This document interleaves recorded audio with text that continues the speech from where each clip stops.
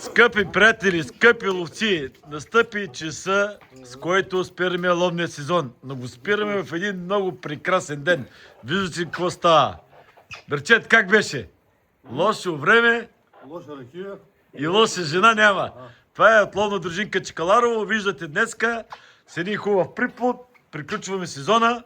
Председател на дружинката да каже нещо. Как мина сезона, колко прасета удари ние имаме.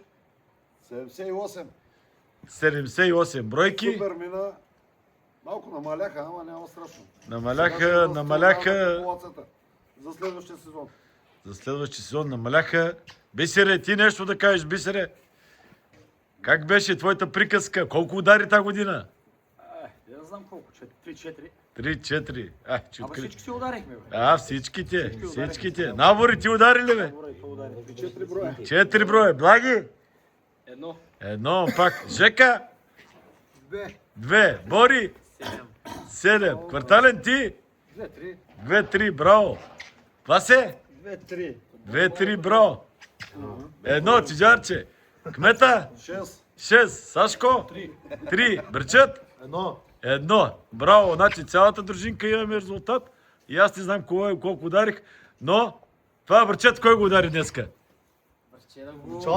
Началникът. Кажи сега, как са изстрелите? С късметлийската пушка, Сашо? Да, с късметлийската пушка. Двата изстрела в едно и също място. Двата изстрела в едно на 10 см разстояние. 10 ли е? Колко? Много добър. Много е добър. Това е, приятели, много поздрави от ловна дружинка Чекаларово.